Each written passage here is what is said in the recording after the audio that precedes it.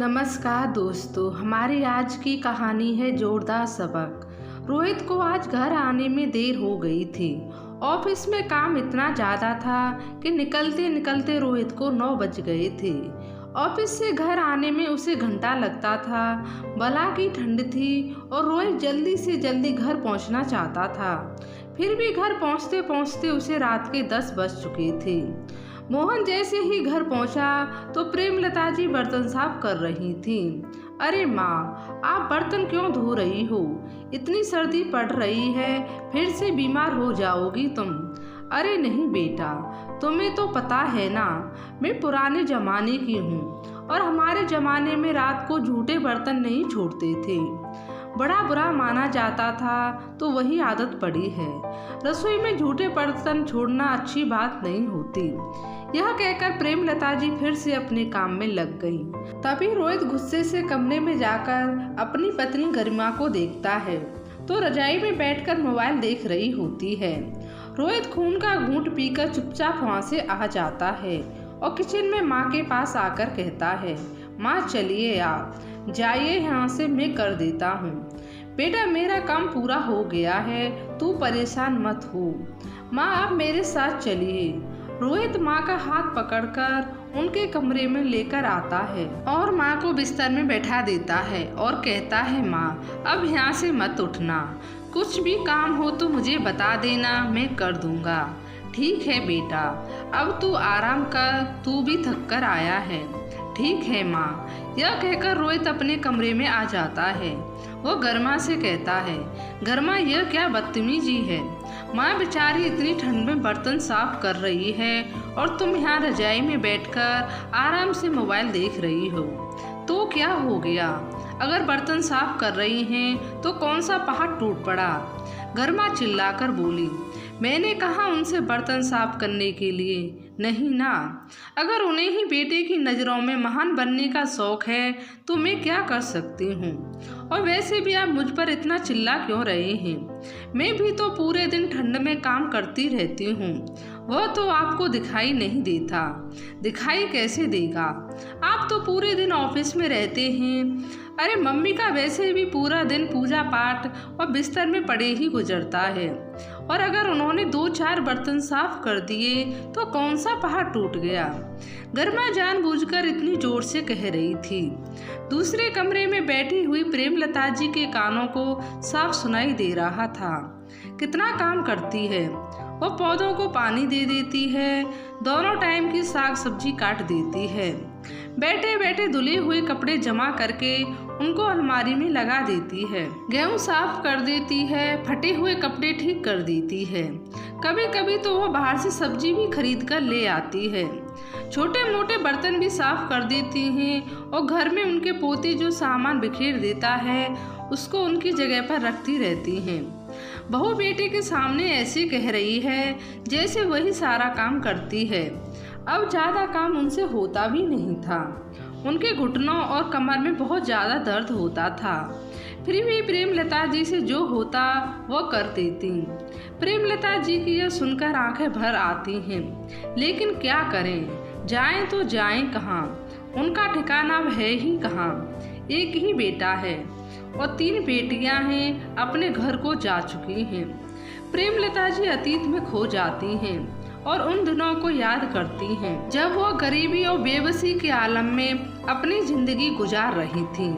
4 बच्चे थे जिनके पति की कमाई में खर्च उठा पाना बहुत मुश्किल था।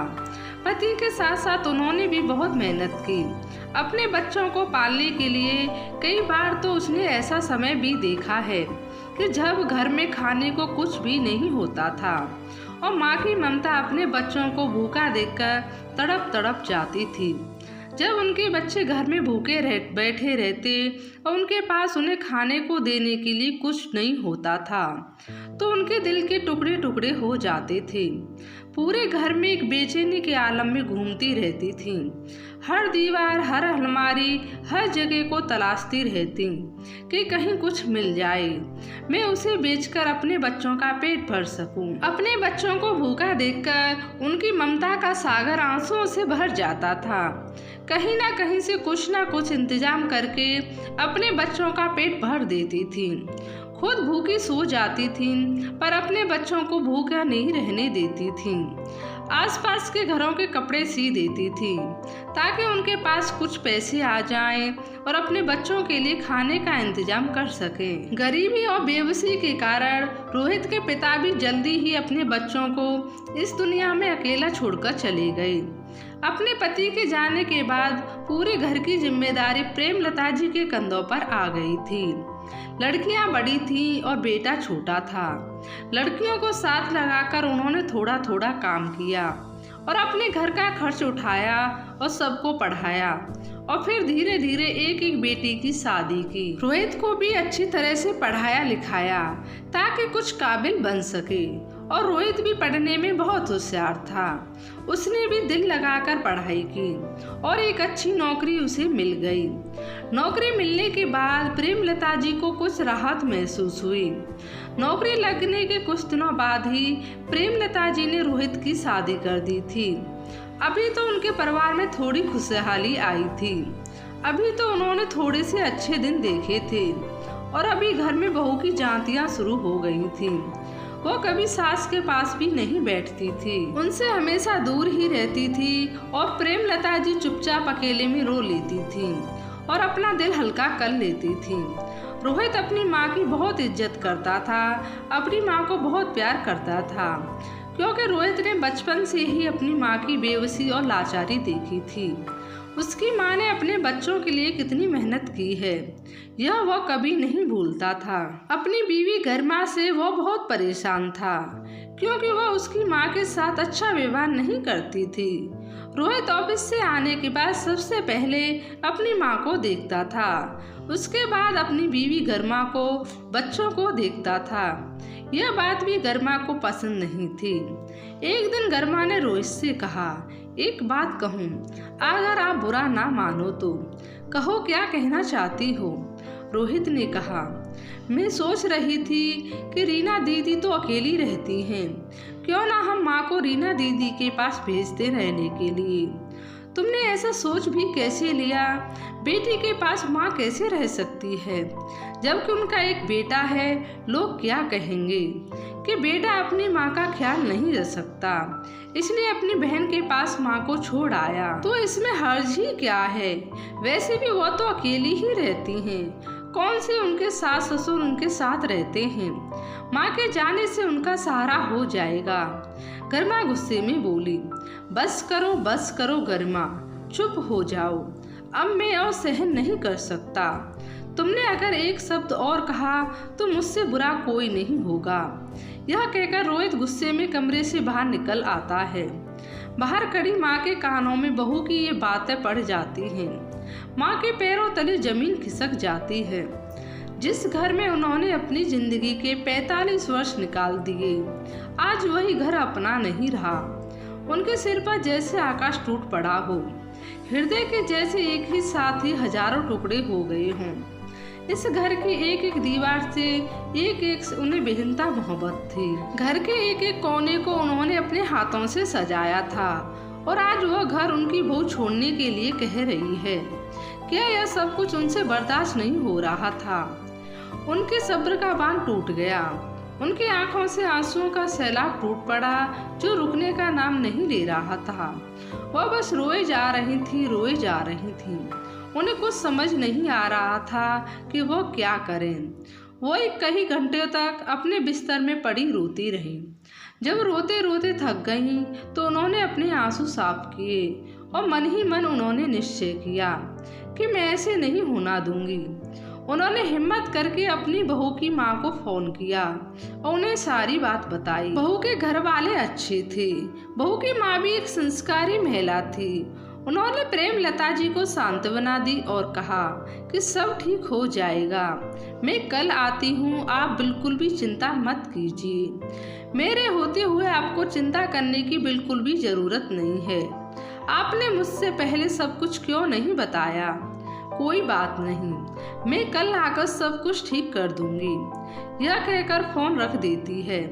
प्रेमलता जी को कुछ सुकून हो गया अपनी समधन की बातें सुनकर। उधर रोहित गुस्से में घर से बाहर तो निकल गया था, लेकिन उसका दिमाग गुस्से में उबल रहा था। वो गुस्से में एक दिशा की ओर चलते जा रहा था। उसे समझ में नहीं आ रहा था कि मैं क्या करूं। उसे गरिमा का अपनी माँ के साथ ऐसी बात बिल्कुल भी पसंद नहीं था और अब तो उसने हद ही कर दी थी। माँ को घर से बाहर निकाल देना चाहती थी। यह सुनकर उसे बर्दाश्त नहीं हो रहा था। वह कई घंटों तक ऐसे ही घूमता रहा और रात को देर से घर आया। आकर अपनी माँ को कमरे में जाकर देखा तो माँ सो रही थी। वह भी अपने कमरे में जाकर सो गया। अगले दिन सुबह बहू की माँ अपना ब्रीफ केस लेकर वहाँ पहुँच जाती है। माँ को अचानक देखकर गरिमा घबरा जाती है और पूछती है, मम्मी क्या बात है, सब खैरियत तो है, आप अचानक कैसे? गरिमा की माँ कहती है कि तेरे भाई ने मुझे घर से निकाल दिया है कि अपनी बेटी के घर जाकर रहो और आज से मैं तेरे पास ही रहूंगी। गरिमा की माँ रोने का मुंह बनाकर कहती है। सुनते ही गरिमा फट पड़ती है। कहती है, भाभी की इतनी हिम्मत कैसे हुई माँ को घर से निकाल देने की, लेकिन उन्हें शर्म नहीं आई यह सब करते हुए। जिस घर में मेरी माँ ने इतनी जिंदगी गुजार दी, भाभी उस घर से मेरी माँ को निकाल रही है। मेरी माँ भाभी को इतना चाहती हैं, उनके कामों में भी हाथ बटाती हैं, तब भी वह ऐसा सोच भी कैसे सकती हैं? घर में अपनी सास के साथ ऐसे स्वभाव से अनजान होकर यह सब बातें बोली जा रही थी। तभी उसे अपने कहे जाने वाली बातों पर एहसास हुआ। यह सुनकर गरिमा की माँ कहती है, जैसे तुझे शर्म नहीं आ रही थी अपनी सास को उसकी बेटी के घर पर भेजते हुए, ऐसे ही उसको शर्म नहीं आई मुझे तेरे घर भेजते हुए। गरिमा को पहले ही अपनी बोली बातों पर एहसास हो रहा था। गरिमा अपनी माँ की यह बातें सुनकर और बहुत चौंकी रह जाती है।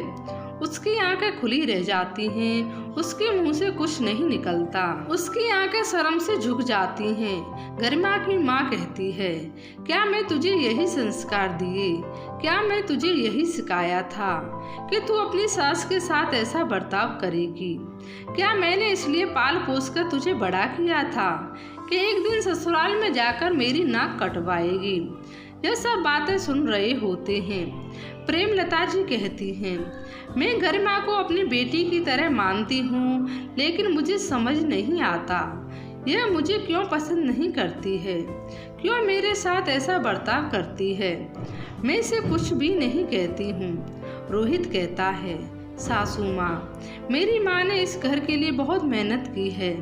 हम लोग को पालने के लिए उन्होंने जी जान एक कर दी है, और अगर ऑफिस से घर आने के बाद मैं पहले अपनी माँ के पास चला जाता हूँ तो यह भी उसे बुरा लगता है। बताइए इसमें गलत क्या है? गरिमा जो पहले अपने किए पर शर्मिंदा थी, वो चुपचाप सर झुकाए यह सब बातें सुन रही होती है। जो तू अपनी सास के साथ करना चाहती थी, अगर वही तेरी माँ के साथ हो जाए तो फिर क्या करेगी तू? यह सुनकर गरिमा और भी शर्मिंदा हो जाती है। माँ, मुझसे गलती हो गई, बहुत बड़ी गलती हो गई। गरिमा अपने सास के पैरों में गिरकर माफ़ी मांगने लगती है। मम्मी जी माफ़ कर दीजिए, मुझे बहुत बड़ी गलती हो गई है। गरिमा की माँ की माँ प्रेमलता जी से कहती है, प्रेमलता जी एक बार मेरी बेटी को माफ़ कर दीजिए, आइंदा कभी आपको शिकायत का मौका नहीं मिलेगा। यह सुनकर प्रेमलता जी कहती हैं, गरिमा मेरी भी बेटी की तरह है, मैं भी इसे बहुत प्यार करती हूँ। गरिमा की आंखों में प्रायश्चित के आंसू आते हैं। प्रेमलता जी गरिमा को उठाकर गले से लगा लेती हैं। रोहित यह सब देखकर बहुत खुश होता है और अपनी सासू माँ का धन्यवाद कहता है। उसकी सासू माँ कहती है, रोहित तुम फिक्र मत करो, जब तक मैं हूँ तुम्हें किसी भी तरह की चिंता करने की कोई जरूरत नहीं है। गरिमा उसकी सास को गले मिलते देखकर गरिमा की माँ भी बहुत खुश होती है और खुशी खुशी अपने घर को लौट जाती है। अब प्रेमलता जी और गरिमा दोनों प्यार से मिलकर रहती हैं और घर में अब प्रेमलता को अपनी माँ की तरह रखने लगती हैं। पता नहीं हमारा समाज किस दिशा की ओर जा रहा है। घर के बुजुर्गों को हम बोझ समझने लगे हैं और उनसे दूर भागने लगे हैं, जबकि सच यह है कि बुजुर्गों के बिना कोई घर नहीं। जिस घर में कोई बड़ा नहीं होता उस घर में दिल भी नहीं लगता। दीवारों के साथ इंसान का दिल नहीं लगता, इंसानों के साथ ही लगता है। अगर आपको आपके घर में कोई बड़ा बुजुर्ग है तो कृपया उनका बोझ ना समझें, उनको प्यार और सम्मान दीजिए जिसके वो हकदार हैं। कभी बुजुर्गों के साथ बैठकर तो देखिए, जीवन का जो आनंद बुजुर्गों के साथ बैठकर आता है वो आपके मोबाइल या किसी और चीज़ में कभी नहीं आएगा। तो दोस्तों, आपको यह कहानी कैसी लगी लाइक और कमेंट करके ज़रूर बताएं और चैनल को सब्सक्राइब करना बिल्कुल भी ना भूलें। धन्यवाद।